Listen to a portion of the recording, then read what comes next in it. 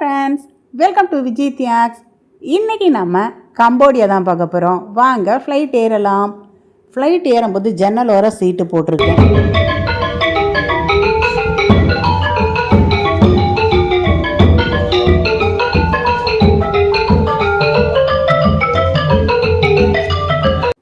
Cambodia அப்படி சொன்னோன்னா எல்லாருக்கும் அங்கோர் வாட் கோவில் தான் ஞாபகம் வரும். இங்கேருந்து அங்கோர் வாட் மேலேருந்து பார்க்கும்போது ரொம்ப அழகாக இருக்கும். அதுக்காக நானும் அங்கோர் வாட் கோவிலை தேடிட்டு இருக்கேன். அப்படி என்னங்க அந்த கோவிலில் இருக்குன்றீங்களா? உலகத்திலேயே மிக பெரிய அளவிலான ஒரு பிரம்மாண்டமான முதல் ஆலயம் அந்த ஆலயம்தான். ஸோ இறங்குற வரையும் எல்லா இடத்துலையும் தேடிட்டேன், கோவில் கிடைக்கல. அங்கோர் வாட் அப்படின்னா கோவில் நகரம். எப்படி நம்ம கும்பகோணம் காஞ்சிபுரம் சொல்கிறோமோ அதே மாதிரி தான் இந்த இடத்துல 3000 கோவில்கள் இருக்குது. முக்கியமாக நம்ம பார்க்க போகிற இந்த அங்கோர் வாட் கோவிலில் விஷ்ணு பகவானை தரிசிக்க போகிறோம். சூரியவர்மன் அவர் கட்டின ஆலயம். அடுத்தபடியாக நம்ம போகிற கோவில் தயான் கோவில். ஜெயவர்மன் அவர்களால் கட்டப்பட்டது. சிவபெருமான் ஆலயம். கோவில் கோபுரங்கள் எல்லாம் முகங்கள் கொண்டு இந்த இடத்துல பார்த்திங்கன்னா அமைக்கப்பட்டிருக்கு. முக்கியமாக பிரம்மதேவன் அவர்களோட தலையை மையப்படுத்தி இந்த கோபுரங்கள் இந்த ஆலயத்தில் பார்க்கலாம். அடுத்தபடி பண்டிஸ்ரே கோவில். இது முழுக்க முழுக்க செம்மண்ணால் அமைஞ்சிருக்கும். பார்க்கும் பொழுது நமக்கு செம்மண் பூமியில் இருக்குமோ அப்படி என்ன தோணும். இந்த கோவிலோட குளம் நீர் கூட செம்மண்ணால் பார்த்திங்கன்னா நிறைஞ்சிருக்கும். மேற்கூரையில் சிற்பம்லாம் ரொம்ப அழகாக இருக்கும். ராமாயணம் மகாபாரத காட்சிகள் பார்க்கலாம். கண்ணுக்கு விருந்தளிக்கும் கோவில்னா இந்த கோவிலையும் சொல்லலாம். கொஞ்சம் சிறிய அளவில் இருக்கும், அந்த அளவுக்கு பெருசாக இருக்காது. அடுத்தபடி தாப்ரோம் ஆலயம் சிவபெருமானுக்கான ஆலயம்தான். இது கோவில் கட்டின பிறகு ஆலமரம் வந்துதான், ஆலமரத்து மேலே கோவில் கட்டினாங்களான்னு அந்த அளவுக்கு வியப்பாக இருக்க மாதிரி சுற்றி இந்த ஆலமரங்கள் இந்த கோவிலை விழுங்கியிருக்கு. ஃப்ளோட்டிங் வில்லேஜ், அரண்மனை. அடுத்தது என்ன, இங்கே இருக்கக்கூடிய ஒரு அழகான மார்க்கெட். ஆமாங்க, இங்கே எல்லாமே விலை மலிவாக இருக்கும். துணி உற்பத்தி எப்படி திருப்பூர்லையோ அதே மாதிரி இங்கே பனியன் உற்பத்தி, கைத்தறி உற்பத்தி ரொம்பவே அதிகமாக நடைபெறதால விலை குறைவாக இருக்கும். எங்கே திரும்பினாலும் இந்த மாதிரி நம்ம மோடிஜி ரெஸ்டாரண்ட்டு நிறையவே இருக்குது. குஜராத் இந்த உணவு வகைகள் அதிகமாக இருக்குது. அதே மாதிரி நம்ம செட்டிநாடு உணவு வகைகள் இந்த சாலை முழுக்கவே நிறைய தமிழ் உணவுகள் நிறைய இருக்குது. நாங்கள் சாப்பிட்டது அந்த ரெஸ்டாரண்ட்டு தான், ருசி அப்படின்னு சொல்லிட்டு. ஸோ சாப்பிட்டாச்சு. இப்போ போயிட்டு கொஞ்சம் ஃப்ரெஷ்ஷப் ஆகிட்டு ஃப்ளோட்டிங் வில்லேஜ் அந்த ஒரு இடத்த தான் இன்றைக்கி ஈவினிங் பார்க்க போகிறோம். அடுத்தது என்ன, கொஞ்சம் ரெஸ்ட் எடுத்துகிட்டு இங்கே இருக்கிற இந்த மார்க்கெட்டெல்லாம் ஈவினிங் போல் சுற்றி பார்த்துட்டு அடுத்தபடி சீக்கிரமே தூங்கி எழுந்தாதான் காலையில் நம்ம அங்கோர் வாட் கோவிலில் சூரிய உதயம் பார்க்க முடியும். சூரிய உதயம் அந்த ஆலயத்தில் பார்க்கறது தான் முதல் ஒரு வேலையாக எல்லா ஃபாரினர்ஸும் வருவாங்க. நம்ம மட்டும் எப்படிங்க அதை பார்க்காம இருக்க முடியும்? போய் உட்காந்து பார்க்க ஆரம்பித்தோம். அங்கேருந்து எங்களுக்கு எழுந்து வரவே மனசு இல்லை. ஒரு 10 நிமிஷம் பார்த்துட்டு எல்லாம் உள்ள கோவிலை சுற்றி பார்க்க போயிட்டாங்க. எனக்கு மனசே வராமல் அரை மணி நேரம் அந்த சூரிய உதயத்தையே பார்த்துட்டு அப்புறம் கோவிலுக்குள்ளே போனேன். ரொம்பவே ஒரு அருமையான காட்சி. இதை மாதிரி எங்கே திரும்பினாலும் கம்போடியாவில் ஆறு பார்த்திங்கன்னா ஓடிட்டே இருக்குது. சின்ன அளவில் கால்வாயும் ஓடிட்டுருக்கு. ஆனால் எல்லாமே நன்னீராக தான் இருக்குது. நல்ல ஒரு நீர் கட்டமைப்பு இந்த இடத்துல 12ஆம் நூற்றாண்டுலேருந்தே செய்திருக்காங்க. மிகப்பெரிய ஏரி ஒன்று இருக்குது. அதை பற்றி நம்ம விரிவாக அப்புறம் பார்க்கலாம். அந்த ஏரி நீர் தான் இங்கே இருக்க எல்லா கிராமங்களுக்கும் நீர்ப்பாசனத்துக்கு இருக்குது. கம்போடியா எந்த அளவுக்கு ரொம்ப கோவில் நகரமாக இருக்கோ, இரவு பொழுதில் வந்தீங்கன்னா இங்கே பப் ஸ்ட்ரீட்டுன்னு இருக்குது. அங்கே ஃபாரினர்ஸ் எல்லாமே பார்த்திங்கன்னா டான்ஸ் பண்ணுறது, பார்ட்டி பண்ணுறது அதிகமாகவே இருக்குது. ஃப்ளோட்டிங் வில்லேஜ் போகலாம் வாங்க. நாங்கள் மாலை பொழுது கொஞ்சம் ரெஃப்ரெஷ் பண்ணிவிட்டு இப்போ போட்டில் அமர்ந்திருக்கோம். இதை மாதிரி நம்ம ஒரு பெரிய போட்டாக எடுத்து எல்லாருமே அமர்ந்துட்டு போனோம்னா ஓரளவுக்கு தான் இந்த கிராமத்தை பார்க்க முடியும். ஒரு குட்டி போட்டாக எடுத்து ஒரு 2 பேர் உட்காந்துட்டு போகிறாங்க. ஒரு சின்ன படகு மாதிரி தோணி மாதிரினா நல்ல கிராமத்துக்கு உள்ளே போய் பார்க்க முடியும். கம்போடியாவில் இருக்கக்கூடிய இந்த ஃப்ளோட்டிங் வில்லேஜ் இதுதான் நம்ம சுற்றி பார்க்க போகிறோம். இந்த வழியாக இறங்கினோன்னா இங்கே வரிசையாக பார்த்திங்கன்னா நமக்கு போட் எல்லாம் வெயிட் பண்ணிகிட்ருக்கோம். இது முக்கியமாக இப்போ ட்ராவலர்ஸ் அதிகமாக இந்த இடத்துக்கு வர ஆரம்பிக்கிறதால இப்போ போட்டும் அதிகமாகிடுது. இந்த இடத்துல டூரிசமும் டெவலப் ஆகிடுது. ஆனால் பார்த்திங்கன்னா இது உள்ளே போனால் அங்கே ஒரு கிராமம் இருக்குது. அங்கே 500க்கும் மேற்பட்ட குடும்பங்கள் அங்கே வாழுறாங்க. இன்னமும் வாழ்ந்துட்டுருக்காங்க. அவங்க பூர்வீகமாக இருக்கக்கூடிய கம்போடியர்கள். அவங்களோட வாழ்க்கை முறைகளை தான் இன்றைக்கி நம்ம பார்க்க போகிறோம். இந்த ஏரி வந்து மிகப்பெரிய அளவில் இருக்குது. முக்கியமாக பார்க்கும் பொழுது இதை மாதிரி ஒரு வெயில் காலத்தில் வந்தேன்னா 1 அடியிலேருந்து 2 அடி தண்ணி தான் இந்த இடத்துல இருக்கும். இதே நீங்கள் மழை காலத்துக்கு வரீங்கன்னும் போது 14 அடியிலேருந்து 15 அடி வரையும் நீர் பார்த்திங்கன்னா இதில் ஆழம் அதிகமாக இருக்கும். அதுதான் ஒரு முக்கியமான விஷயம். நீர் நிலைக்கு ஏற்ற மாதிரி இந்த வீடுகள்லாம் பார்த்திங்கன்னா அமைக்கப்பட்டிருக்கும். கண்டிப்பாக 14 அடி நீர் வரும்பொழுது எந்த அளவில் உயரத்தில் வீடு இருக்கணுமோ அந்த அளவுக்கு உயரத்தில் பார்த்திங்கன்னா கீழே வந்து மர கட்டைகள் வச்சு வீடுகள் வந்து மரத்தில் செய்திருப்பாங்க. எப்பயுமே அந்த 14-15 அடி உயரத்தில் தான் இந்த வீடுகள் எப்பயுமே இருக்கும். இப்போ பார்த்திங்கன்னா இப்போ 2 அடி தண்ணி தான் இருக்குது அப்படின்னும் போது அது நல்ல ஒரு மொட்டை மாடி மாதிரி தெரியும். இதுவே நல்ல ஒரு 14 அடிக்கு தண்ணி வருது இந்த ஏரியில் மழை காலத்தில்னும் பொழுது கரெக்டாக அவங்க வாசல் வரையுமே தண்ணி வந்திருக்கும். அவங்க வீட்டுக்கிட்ட போகும்பொழுது இன்னும் நம்ம தெளிவாக பார்க்கலாம்.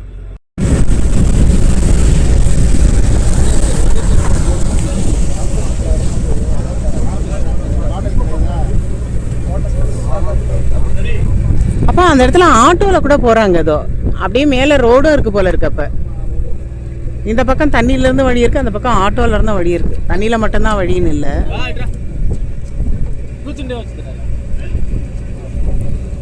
மிகாங் ரிவர் அதோட ஓவராக போகிற அந்த வாட்டர் தான் இந்த லேக்குக்கு வருது.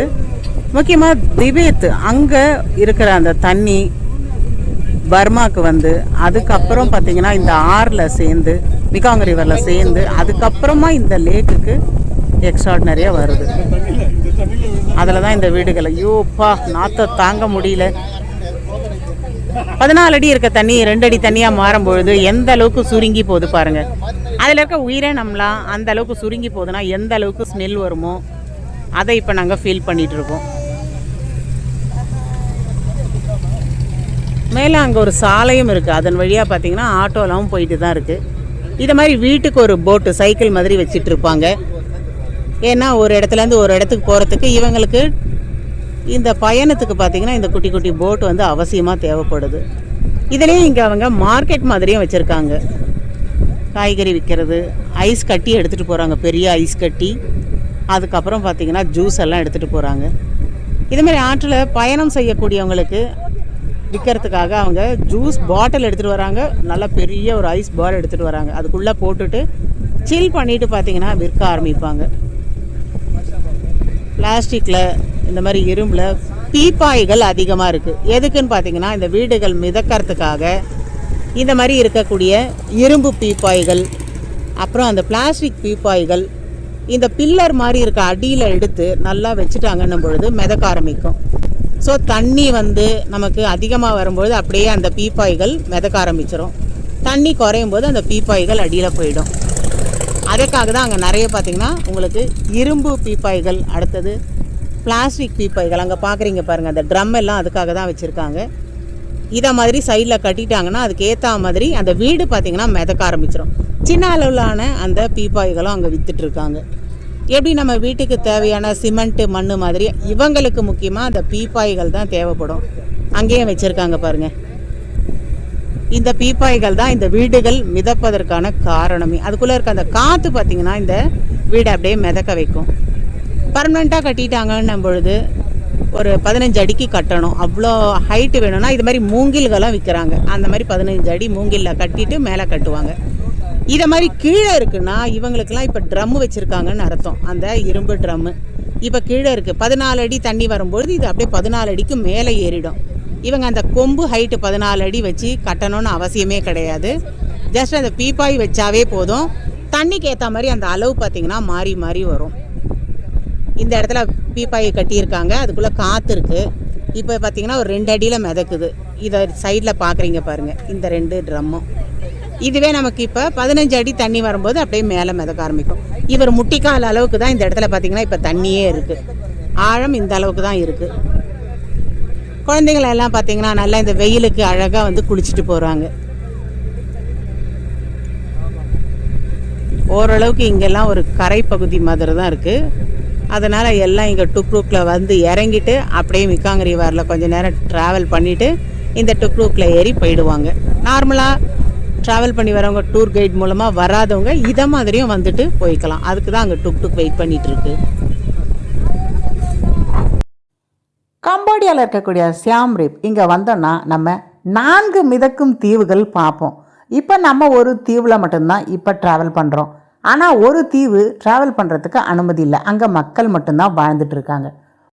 சோங் நியாஸ் இது பார்த்திங்கன்னா 11 கிலோமீட்டர் தூரத்தில் இருக்குது. இந்த இடத்துக்கு நம்மளை மாதிரி இருக்க சுற்றுலா பயணிகள் போகலாம்.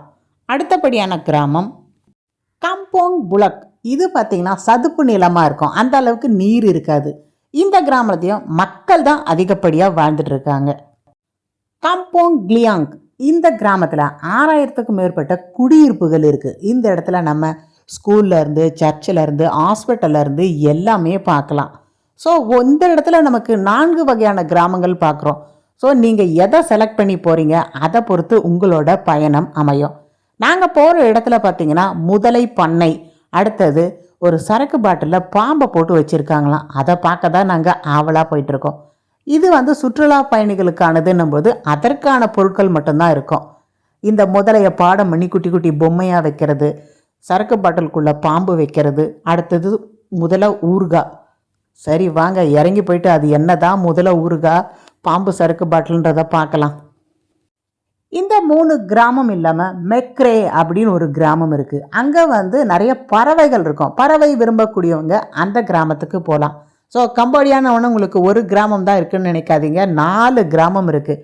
உங்களோட டேஸ்ட்டுக்கு ஏற்ற மாதிரி பறவைகளை பார்க்க போகிறீங்களா, இதை மாதிரி முதலை பண்ணையை பார்க்க போகிறீங்களா, இதை மாதிரி நீங்கள் பாம்புகள் வச்சுருப்பாங்க உங்கள் கழுத்தில் போட்டு விடுவாங்க, அதுக்கு நம்ம $1 போல் கொடுக்கணும். ஸோ அதை மாதிரி வீர சாகசம் பண்ண போகிறீங்களா, எதை பொறுத்து நீங்கள் ஒவ்வொரு கிராமங்கள் மிதக்கும் கிராமங்களை தேர்ந்தெடுத்துக்கலாம். இதெல்லாம் எனக்கு ரொம்ப பயம்.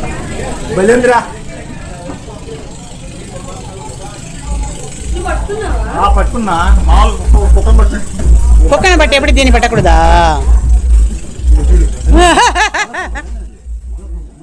மலைப்பாம்பு குட்டி யாருக்கு வேணாலும் கழுத்தில் போட்டுக்கலாம். போட போறீங்களா? இங்கே பார்த்தீங்கன்னா முதலை குட்டி இருக்குது. இது கறிக்காக வளர்க்கப்படுகிற முதலை குட்டி, தோலுக்காக வளர்க்கப்படுகிற முதலை குட்டிகள். இது பார்த்தீங்கன்னா நிறைய கண்காட்சிப்படுத்தியிருக்காங்க, நிறைய மரம் சார்ந்த பொருட்கள், முதலை பொம்மை எல்லாத்தையும் வாங்குறதுனா வாங்கிக்கலாம். முதலை கறி, முதலை பார்த்தீங்கன்னா தோல் இதெல்லாம் பார்த்துருக்கோம். இதை மாதிரி ஒரு முதலை பொம்மை மாதிரி அதோட குட்டியை பாடம் பண்ணி வச்சுருக்காங்க. ஸோ நம்ம இதை மாதிரியும் பர்ச்சேஸ் பண்ணிக்கலாம். முதலை குட்டி பொம்மைகள் மேக்ஸிமம் பார்த்திங்கன்னா ஒரு ஜான் அளவுக்கு இருக்கும். அந்த பொம்மையை இதை மாதிரி அழகாக சிங்கம் புலிலாம் பாடம் பண்ணுற மாதிரி பாடம் பண்ணி வச்சுருக்காங்க. வரவங்க வாங்குறதுனாலும் வாங்கிக்கலாம், வீட்டில் ஒரு அழகாக வச்சுக்கலாம். இதெல்லாம் பார்த்திங்கன்னா முதலையோட மண்டை ஓடுகள். இங்கே பாருங்கள், முக்கியமான விஷயத்துக்கு வந்திருக்கோம். நாகப்பாம்பு சரக்கு, அடுத்தது நல்ல பாம்பு சரக்கு, தேல் சரக்கு, அடுத்தது யார் இருக்காங்க? ஸோ இது மாதிரி பாம்பு, அடுத்தது நல்ல பாம்போட தோல், நல்ல பாம்பு எல்லாமே போட்டு ஒரு சரக்குகளும் இங்கே விற்கிறாங்க. வாங்குறவங்க அதையும் விற்று டேஸ்ட் பண்ணிக்கலாம். 155 அவங்களோட காசுக்கு.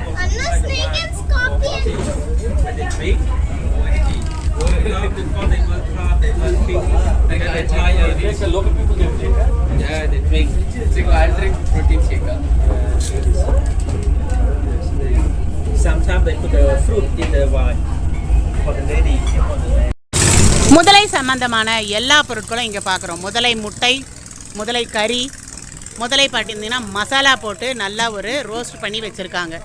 உங்களுக்கு எந்த வடிவில் வேணும்னாலும் கிடைக்கும் முதலை. இது பாருங்கள், முதலை குட்டி குட்டியாக கட் பண்ணி நல்லா காய வச்சு வத்தல் போட்டிருக்காங்க. முதலை வத்தல், முதலை முட்டை, முதலை கறி வத்தல். மட்டனில் போடுவாங்களே, என்ன சுக்காவா பேர்? எங்கே திரும்பினாலும் பார்த்தீங்கன்னா முதலை. ஏன்னா அவங்களோட வளர்க்குறது பார்த்திங்கன்னா முதலை தான், தோலுக்காக மாமிசத்துக்காக அந்த எலும்பு எடுத்து பயன்படுத்துறது அப்படின்ட்டு. அது இல்லாமல் இதை மாதிரி கொஞ்சம் துணிகளும் விற்கிறாங்க, அது மாதிரி கைவினை பொருட்களும் நிறைய விற்கிறாங்க. கம்போடியா வந்தீங்கன்னா இதை மாதிரி மிதக்கும் கிராமம் ஃப்ளோட்டிங் வில்லேஜை பார்க்க மறக்காதீங்க. இவர் தான் பார்த்தீங்கன்னா இந்த ஃப்ளோட்டிங் வில்லேஜோட காவலர். எங்கே அந்த காவலர்? இவர் தான் அந்த காவலர். பைரவா, ஓ பைரவா, நீங்கள் தான் காவலரா? இவர் தான் காவலர் போல இருக்கு. பைரவர் கிளம்பி விட்டார்.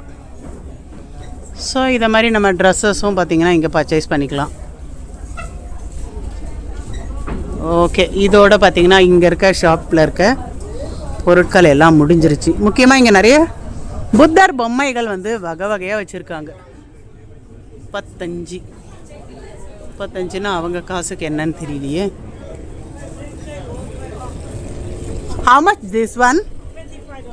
$25. டோன்லே சாப். இந்த ஏரியில் 4 விதமான கிராமங்கள் பார்க்குறோம். இந்த கிராமத்தில் நிறைய பாம்பு, இதெல்லாம் நீரில் இருக்கக்கூடிய பாம்பு உணவுக்காகவும் வச்சுருக்காங்க.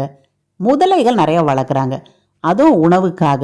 அடுத்தபடி அது தோல் எடுத்து இதில் வந்து நிறைய கைவினை பொருட்கள் செய்கிறாங்க. நிறைய கிராமங்களில் நீர்லேயே பார்த்திங்கன்னா விவசாயமும் செய்கிறாங்க. டோன்லே சாப் ஏரி 2 வகையான முகம் இருக்குது. 2700 சதுர கிலோமீட்டர் நம்ம சம்மரில் பார்ப்போம், 15,000 சதுர கிலோமீட்டர் நம்ம மழை காலத்தில் பார்ப்போம். அவன்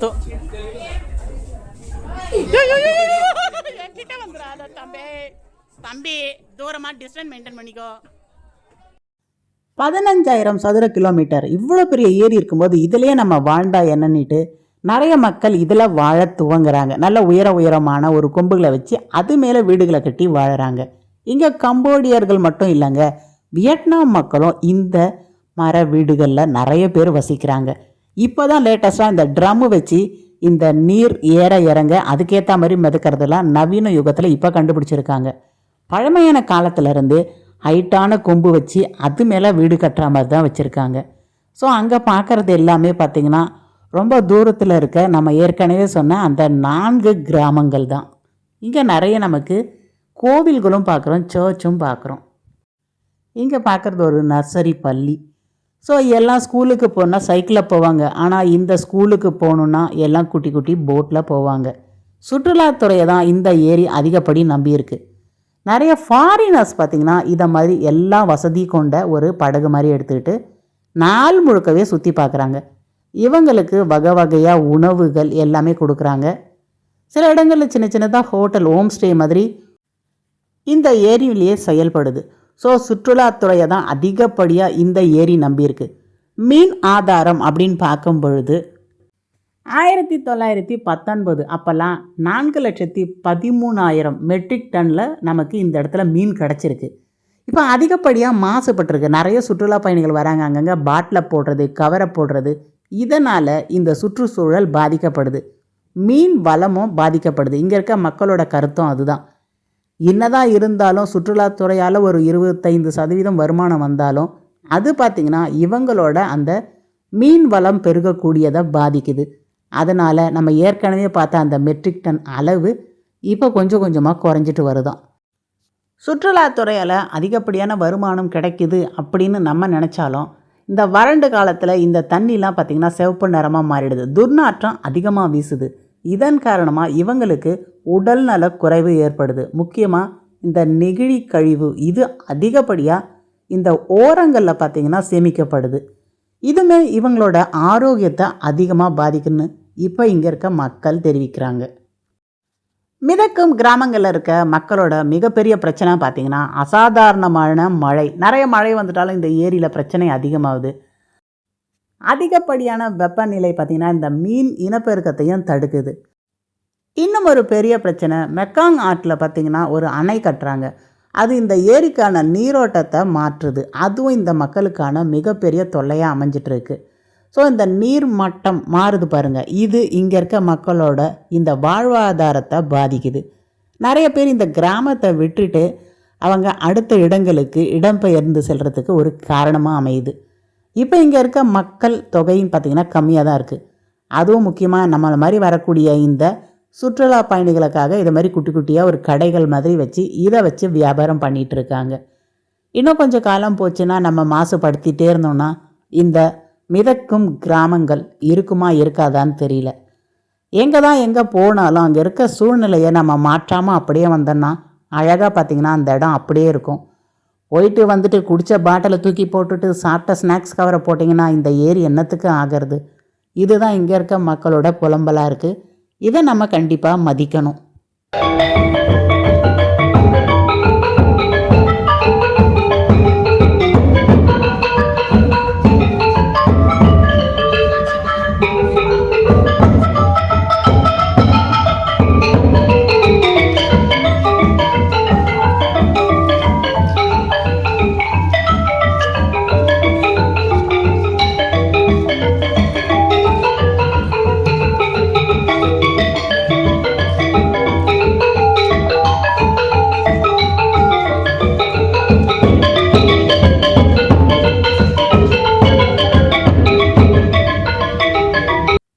இந்த ஃப்ளோட்டிங் வில்லேஜ் சுற்றுப்பயணத்தில் எங்களுக்கு ரொம்பவே மகிழ்ச்சியாக இருந்தது. அந்த இடத்த பார்த்தது, அங்கே நாங்கள் டான்ஸ் ஆடி மகிழ்ந்தது. இந்த வீடியோ பிடிச்சிருந்தா மறக்காமல் விஜய் தியாக்ஸ் சேனலை லைக் பண்ணுங்கள், ஷேர் பண்ணுங்கள், சப்ஸ்கிரைப் பண்ணுங்கள். இன்னும் நிறைய இடங்கள் இருக்குது இந்த கம்போடியாவில் நம்ம சுற்றி பார்க்குறதுக்கு. அடுத்தடுத்த வீடியோஸை பார்க்குறதுக்கு பெல் பட்டனை கிளிக் பண்ணிக்கோங்க. அடுத்தடுத்த வீடியோவில் நம்ம சந்திக்கலாம். மறக்காமல் லைக் பட்டனை லைட்டாக தட்டிட்டு போங்க. பாய்.